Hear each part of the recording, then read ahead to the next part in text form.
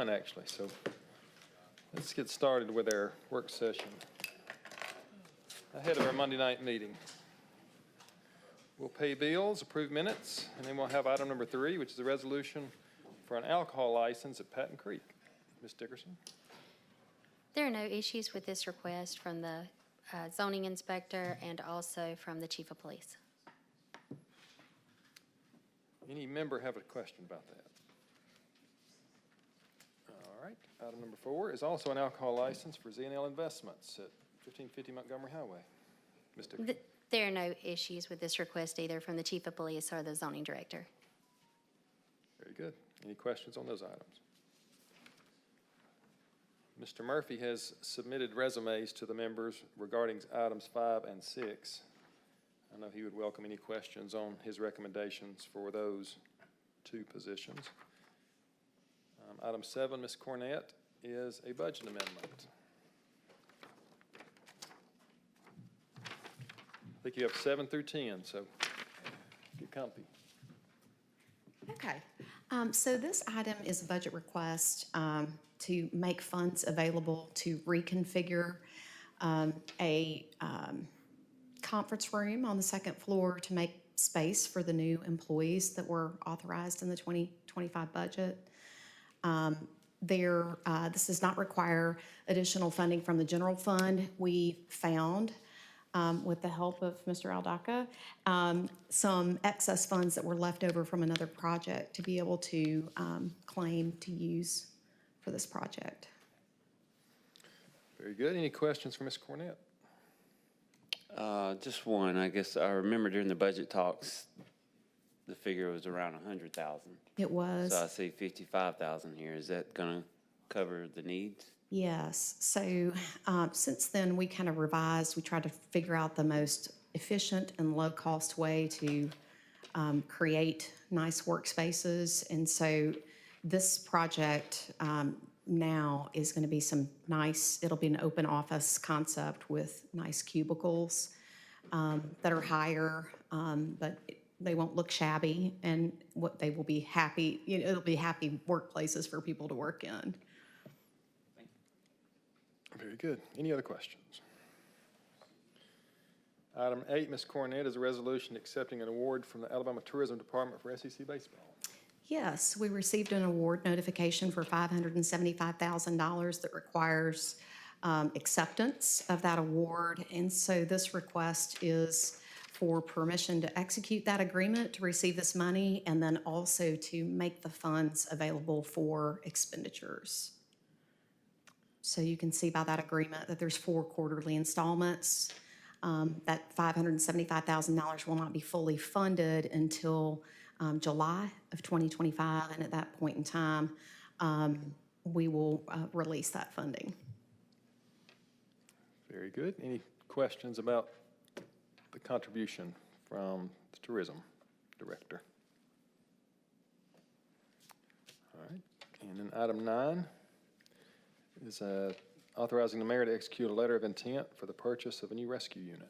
Yes, so the next 2 items involve a letter of intent requesting permission for us to authorize 2 different vendors to begin building some fire equipment. And I was going to ask Chief to talk about those 2 pieces of equipment as well.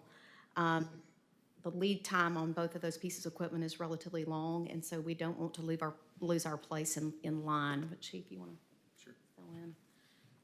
So thank you, Mr. President, Council.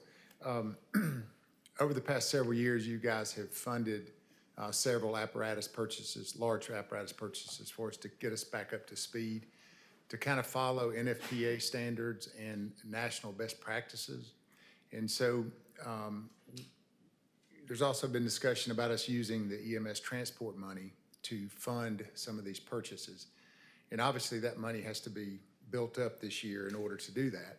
So we pushed those purchases off until next year, hopefully. And so we thought that we could have kind of a gentleman's agreement that the trucks that we had wanted to purchase, we could keep in the queue to be built and then issue a PO next year if that was possible.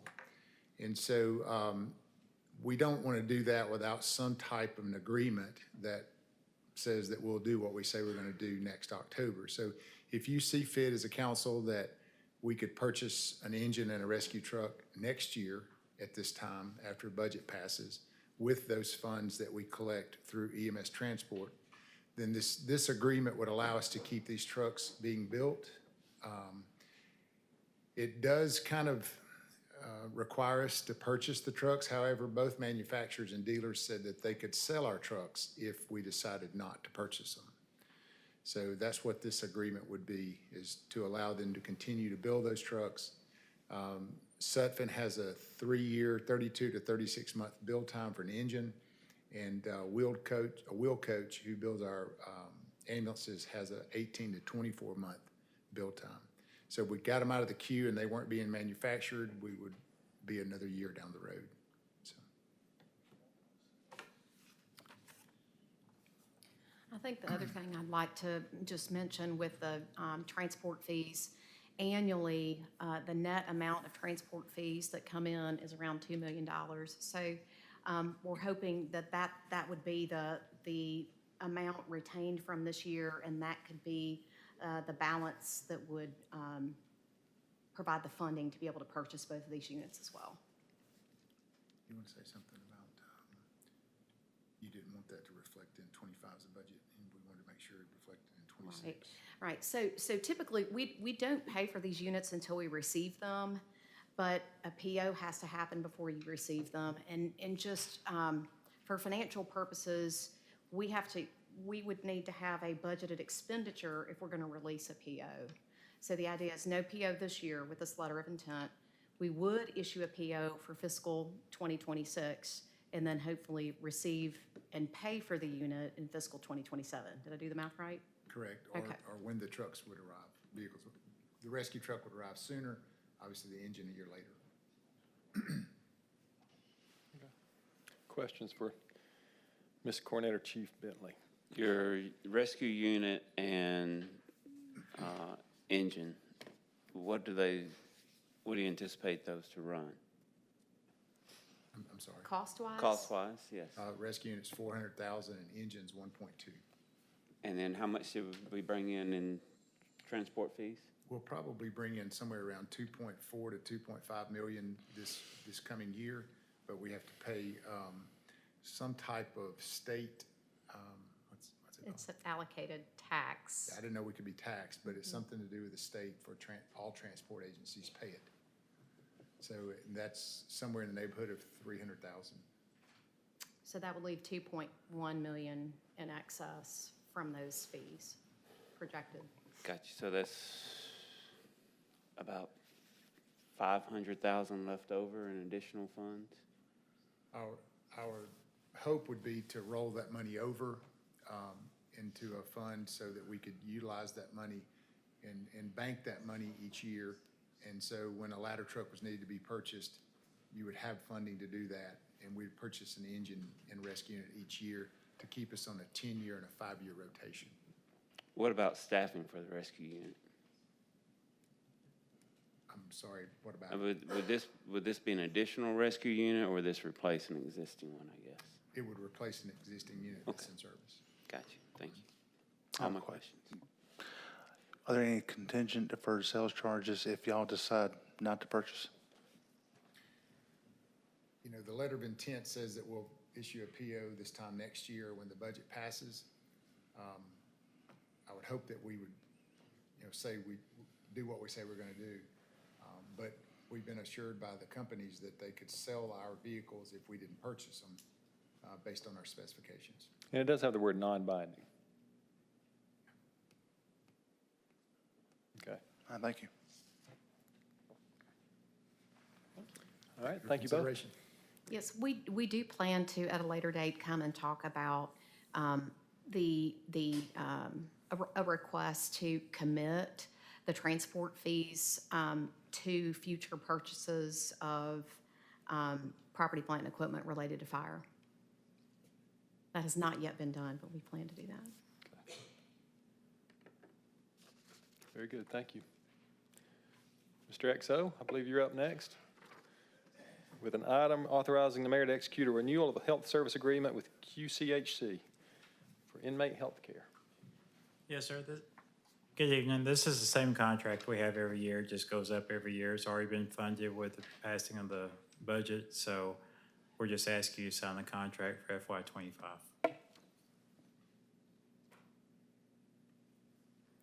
Any questions on this item? Thank you, sir. Thank you. I don't think Mr. Martin is with us tonight, but we have several nuisance items, Ms. Dickerson. We can roll through these one by one, or if you just want to brief us on items 12 through 16. Yes, I'll just do a briefing.